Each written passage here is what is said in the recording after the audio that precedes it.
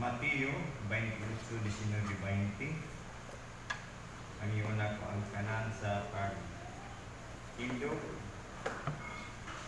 aron sa pag-espiritu sa pulong sa Dios. Unya kuman pagbasa nato atong sa basahon ang Genesis chapter 12, 1-3. Una-una itong pagbasa ang Mateo.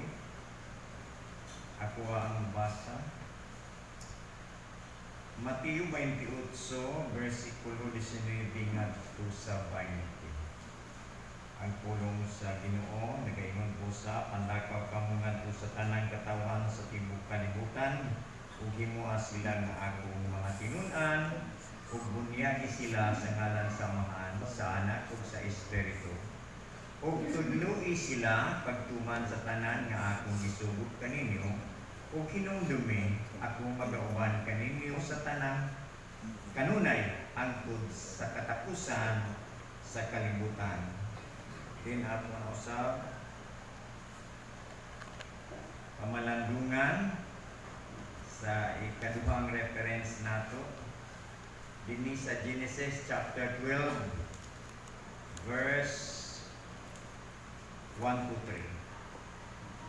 Genesis chapter 12 verse 1-3. Ang Ginoo miingon kang Abraham, biyai ang imong nasod ug ang imong mga paryente ug ang balay sa imong amahan. Ug lakaw ngadto sa usa ka nasod nga ipakita ko kanimo. Hatagan ko ikaw og daghang kaliwat ug mahimo silang dakong nasod. Panalanginan ko ikaw ug mahimo kung o himuon kong bantugan ang imong ngalan aron mahimo kang panalangin alang sa tanan. Magampo. Kanimo o Dios nga amahan nga langit no. Gipasalamatan ang ikaw sa karon nga matahong nga kagabion. Mamalandong na usab kami sa imong pulong ug ikaw man ang Dios nga balaan pasayloa ko na kami Ginoo sa among nga sala nga nabuhat kanimo. Kay balaan ka nga Diyos nga among gisimba sa tanang panahon. Pasaylo ka kami sa among sala, kay nakasala kami kanimo sa pulong sa buhat o sa unang-una. Ug hangyo nang ikaw, Ginoo, ang imong pinaagi sa balang Espiritu Santo, nga diyahi kami karon aron ining nga panagtigom namo, Ginoo, mahatagang pagpasidugog sa tanang panahon sa mga pulong nga amo karon paminawan. Ug kining tanan ang isalig ko salamatan kanimo, Ginoo, sa pangalan ni Jesus ang Diyos ug manluwas. Amen. Igihangyo ang tanan sa pag-lingkod o subliong kumayong gabi.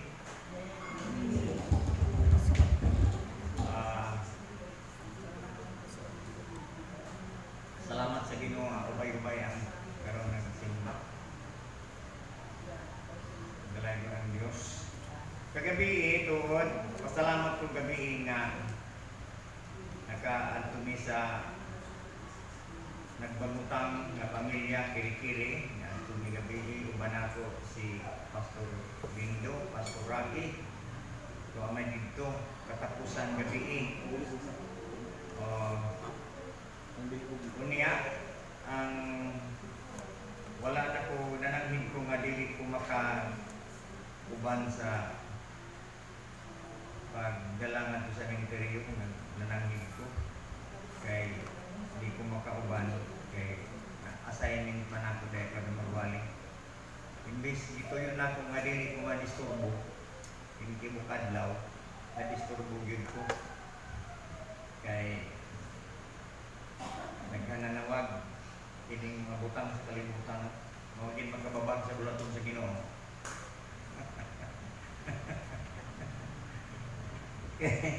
So hallelujah. Ambot kay kining akong inaiyasab. Nagdala kong Bible ngadto sa Cebu Ugay para magbansay-bansay magkuan sa mga mensahe. Walay din niyo. Unya magtuon ako 11 hour na. So ang ako sa pagtuo ingani depende to sa Holy Spirit. Mauna ang tao yun kung magpakabalaan. May mga trabaho pa nagkadaghanan nga wala may balaan ron. Magpakabalaan mo. Iba pagbalik sa Ginoo, Ginoo balaan ra ba? Ayaw mo kumbiyansa kay sorado matatanan. Okay. Ang atong pagtuturanan ng kabiyon,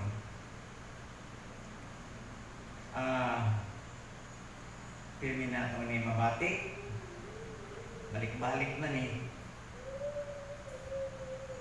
Pero sa grasya sa Ginoo, di sa pagdahig sa kong kaugalingon, nakapractice na ko. Na ginagmay-gagmay, hinay-hinay. Ang pangutan na diha, ambot ko mo. Hinay-hinay ba? Okay, mag-evaluate ta. Go, ang panatuking go and make disciples. Okay. Kini pinaka-importante nga mga gibilin ni Jesucristo sa iyang mga disipulo, dili lang sa iyang mga disipulo, sa tanang tao. Kaya ipakamatyan ni Jesus Christ ang tanang tao sa ilang mga sala, sa atong mga sala. Okay. So tanan. Pero ang mituman ra niani, go and make disciples. Disciples day. So daghan. Okay.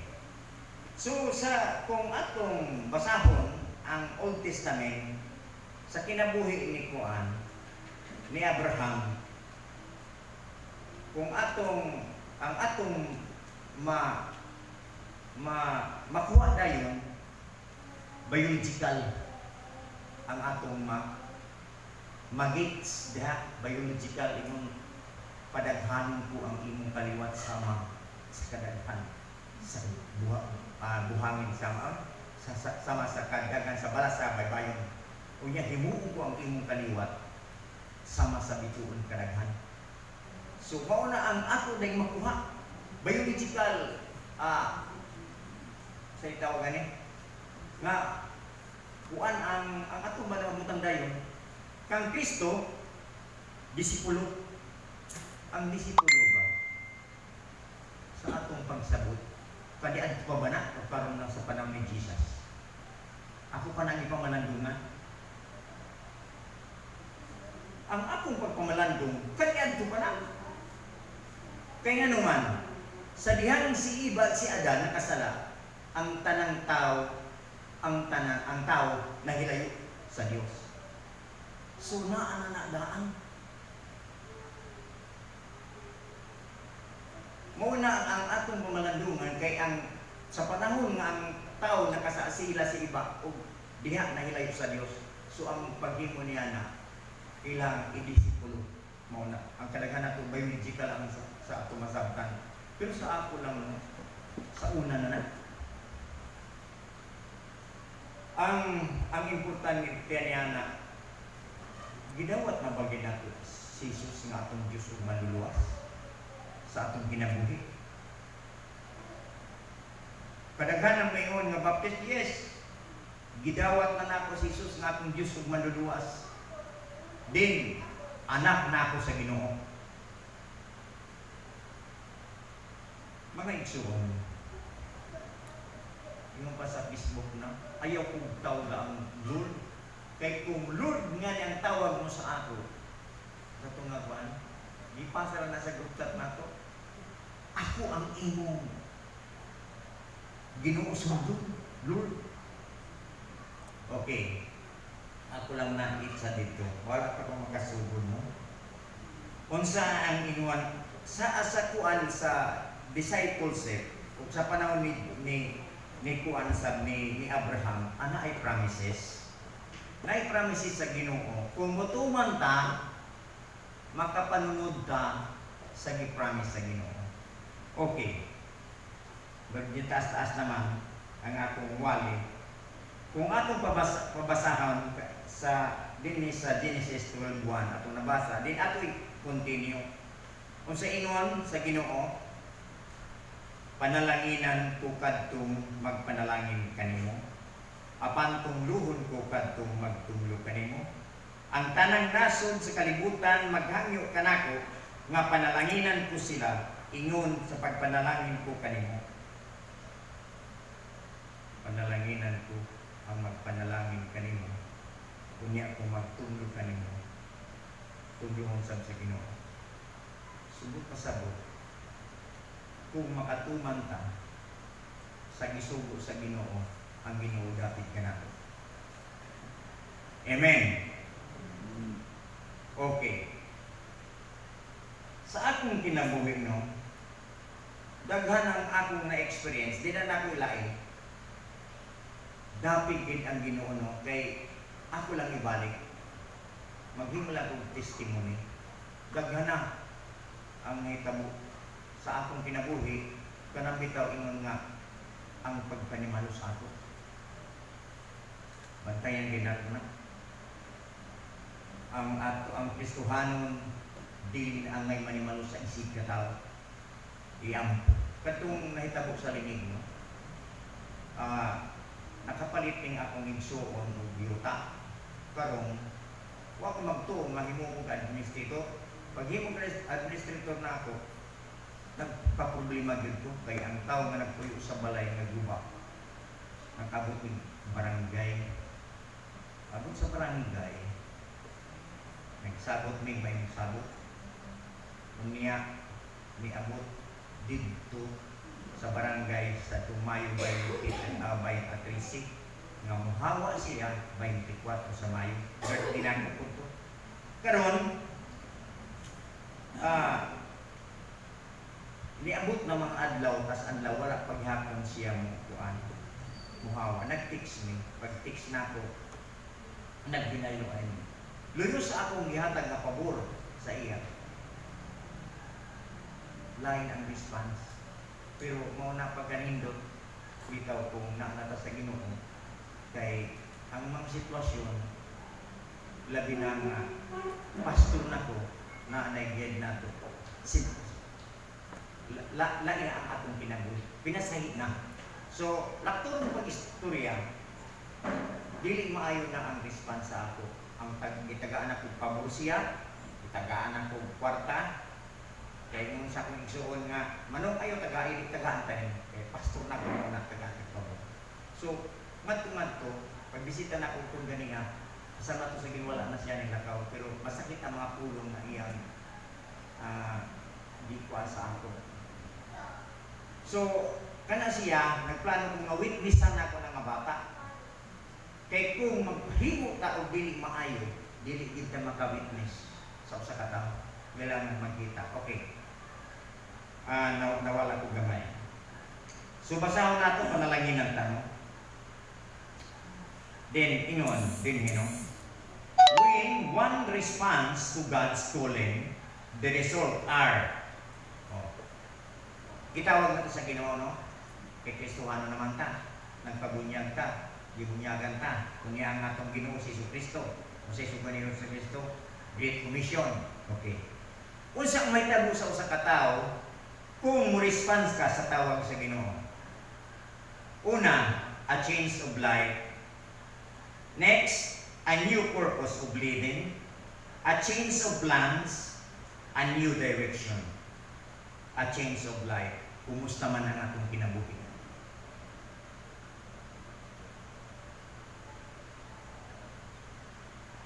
Then, a new purpose of living, a change of plan, a new direction sa akong kinabuhi, no? Ano ay kausapan? Kaya kaniadtong panahon, kung magtipon-tipon may mainuman ko, bubang ako, yung anak kong pinaiya. Sa gidawat na nato si Isus nga akong Diyos, ug manluluwas, wala na siya, nausab na. Unya ang ako sa unang kuliktahon, kanang mga nonsense bitaw na istorya, unya kanang mga kanta. Mauna, nausap ang akong kinabuhi. Ano man, dili ka mausap kundi ka maminaw, o dili isap ka mausap kung wala kay response sa Ginoo. kita makadisipulo kung mga tao kung ang atong kinabuhi questionably. Naya atong makuwan na sa simbahan. Kana katawag daghan di tawo na nakailala sa ato. Makristuhan ta. Mao na bantayan dai nato ang atong mga sinultihan, ang atong gawi, ang atong inilisan, bantayan pod. O, bantayan nato nga. Kaya wat na mahibalo di ay nakita gisimbolo ta nga we are kuan yang pa suga kita asin. May isa ka tawo nga nagpaayo kong sakinan, kaya kung sakinan ko nga, kung sakinan nga sikanan, inautong na pinupalitan ko ni mong brand niyo. Pagkabot sa panahon, kinimulti-capsid, magkasakit-sakit na, nagpuna ng gasto na ako. Niabot dito ko sa tig-repair. Karon, ang akong time, kung anagin na eksakto na, madinagin na makuha ng oras, kay kita ko nga magkristuhan, magbantay punta sa atong mga pulong, sa atong mga pagsaad. Kailangan kayo, Paul kita, karon pinahanglan niya alas 10 mo mani. Pagkalas 11 larga ko, mamit na ko ang tao nga akong ikasabot. Do karon, ato na ko sa tig-repair, naging na siya ako. Sir, baptist ka? Nang buo, kay nakita ko na siya ba? Kaya kining mga gustuhan nga kailangan ang atong mga lihok bantayangan, kaya na makita ta nga humble ta nga na kay mo na ang Kristohan nga gidawat na niya ang Ginoo, kailangan ususan na yan yung sir kining kuwang ka baptist ka, baptist nakaila ka sa ako lang tayo na ay sulit kay mong kadulog tungkol sa kadaghan. Sir, kailan yung si Fulano? Oo, kailan ako? Ako na minggo. Ano man sir? Muna dagan isip. Dagan. Mag-uulta. Nga na. Nga sa kadugay ng panahon, wala mausab ang kinabuhi. Okay. Life. Kailangan may kausaban sa kinabuhi. Then, next, a new purpose of living. Sa gidawat ni ang Ginoo, na ay purpose ang Ginoo sa ato tanan. Dili lang ta maminaw, dili ta muube, na ay purpose, dili disgrasya. Atong nga ako reference nga dili disgrasya niya. Pinakaswerte kita sa tanang tao, sa pila ka milyon ka mga tao, gipili ka sa Ginoo. Kunya, musugot ka nga waay purpose ang Ginoo sa imo, naay purpose ang Ginoo. Wa lang ta magpagamit sa Ginoo. Then, change of plan, a new direction. Sa akong nadawat ng Ginoo, sa ako lang na, lahi na ang mindset nako.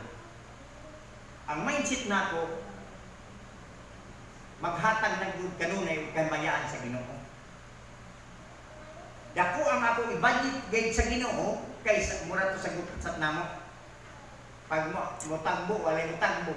Pag ingon amutan, walay mo amot. Pero kung parte, gawas ang kwarta. Oh. Wala na sa Ginoo. Ang gipartihan, kinintiyan. May pala ba na yung tiyan nato nga idubong na ba ni? Pero ang atong kalag, sa kana, gidisita sa yawan. Bantayan, ako bitaw na yung mga Kristuhan nga karon na master na ko, mubati baya ko kuan. Kay tao ra ko sama sa inyo, mubati ko subukan kasi masubok. Challenges sa kinabuhi.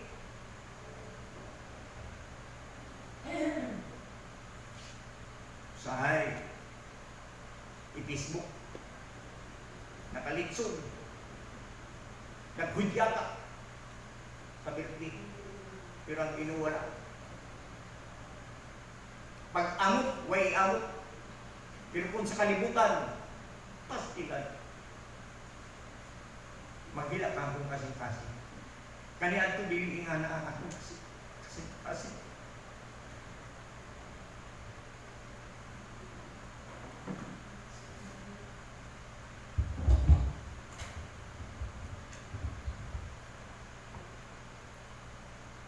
Pero sige lang. Nagpasalamat sa Ginoo nga nagapatong ko kaluwasan. Maura na ako ginansya. Maud man ang adlaw nga kitagtanan nga tubang sa Ginoo. Okay? Pasaylo ko ni mga ingani ang akong pasayo. Para mabilang. Okay. Pinakaswerte kita. Blessed ka. Ato pamalandungan sa kinabuhi ni Saulo. Si Saulo manlulutos. Nangayong permiso sa kadagkuan sa maong dapit o pari pa to nga license to kill. Kung sa karon nga panahon ISIS nga mupatay mga Kristiyano. Atong pamalandungan sa diha sa Buhat Kapitulo 9 1:19. Daghan sila nag-uban ni Saulo. Apan si Saulo, siya lang ang gitawag sa Ginoo. So, tanawa ang kinabuhi ni Saulo. Nausap. Ang iyang plano, nausap. Din sa atong kinabuhi, nausaba. Kanang, nay ako mga kapakyasan sa Ginoo. Muna ako, abinin mo sa akong evaluation sa akong kinabuhi. Kung mamuhat lang ka, mandakaw lang ka, kusangyo ka, daghang ka lang. Kaya kung i-observehan, first year na ako sa ministry, daghang ka lang na ako na-baptize. Nga naman, naglihok man ko. Naglihok, naglakaw, nagsanyaw sa pulong sa Ginoo. Nagpakita sa mga tao. Sulod niya na matuwag, 1 year and 3 months ni inclinar ko. Wala na kalag nadala sa Ginoo. Ingana ang ministry.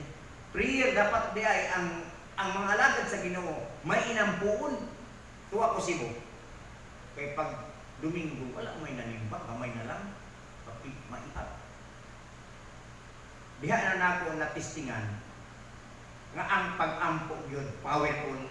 Kung ako dito Cebu, nag-ampo ko, kuan ako ang mga membro, gilitok-litok.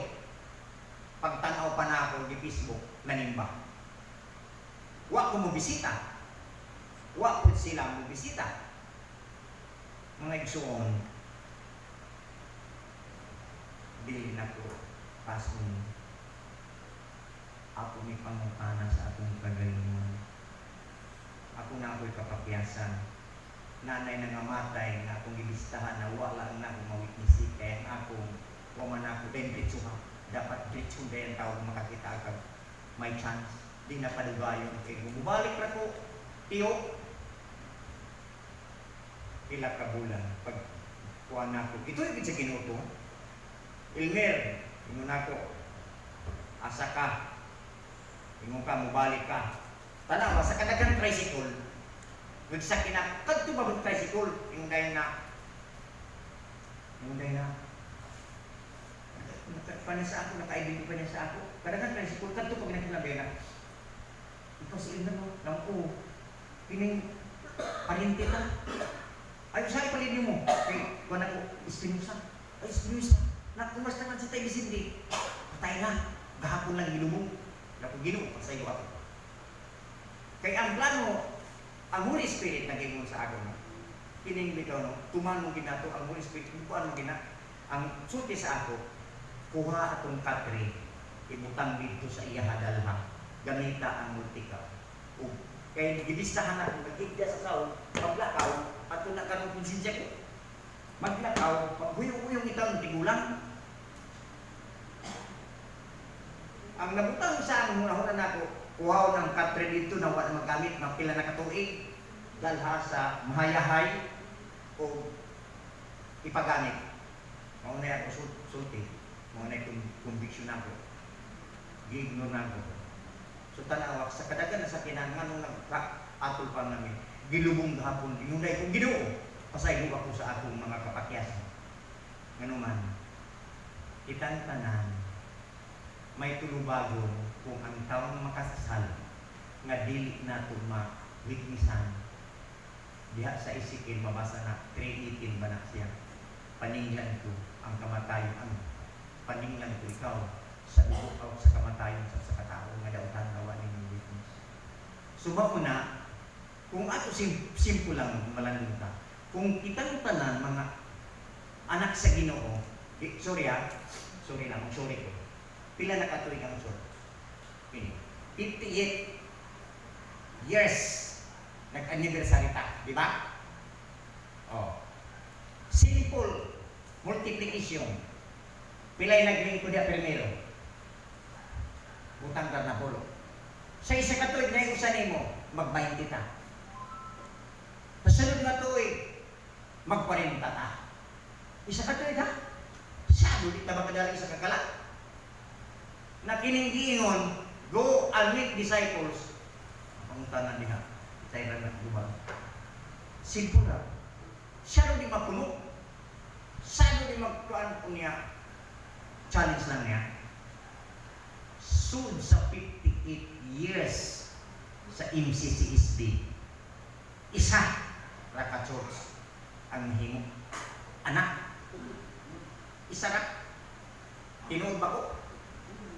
Isa ra. Sa 58 katuig. 58. Kita? Golden Golden day ano? 50. Ang 50 day ang convention niya to.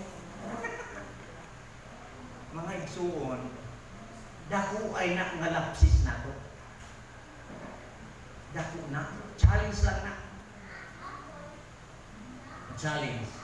So ako naka-evaluate ko nga kung ang dying church, tingong panaydagan church nga nga, gumika na sa ato kasap.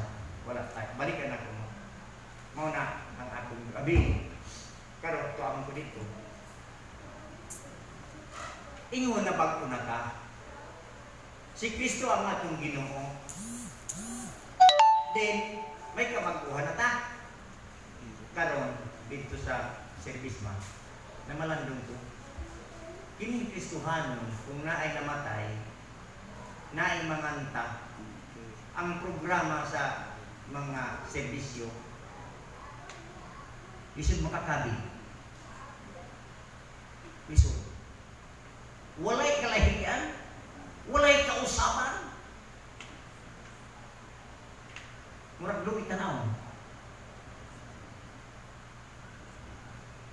So, mga igsoon, wala si Jesus magpakamatay para magdawat lang ta sa kaluwasan. I-decide, mag-disciple, na ito discipleship natin. Dapat kuan ta sa Ginoo, magapagamit ta sa Ginoo, mo disciple ta. Pasalamat ko sa Ginoo gasend ko sa FGCSB. Nalipay magyap ko. Malipay ko pagkadto ni kuan sa dito sa computer, daghan ang nabaptize. Kay kung wa ko mapastor mga igsoon, ang butong niya ni paglikod na sa Ginoo. So, ngano man ang ginudugay ni balik tungod sa atong kalangan-langan. Sa akong kuano, sa pagtuna ko, adi magiging ko nga graduate ko sa Bible School. Pero kung kita magbasa sa Biblia, kunya dependent ta sa Holy Spirit, mutubo ta. Mutubo ta. Pero kung nagdependent ka sa imong kagalingon, kay ako, graduate ko cum laude. Ako, presidente permanente sa eskwelahan sa unsa na lang na. Ako, pati nga nanging kinabuhi ako, diha na gyud ang Ginoo ni Maymaya. So mga igsoon diha lang mo to. Go ang make disciples. Ang discipleship kaniadto parang panahon. Dili lang ang Jesus. Kaysa panahon na kasalang tao dahil ay sa Dios. Kung saan na ito pagbabalik,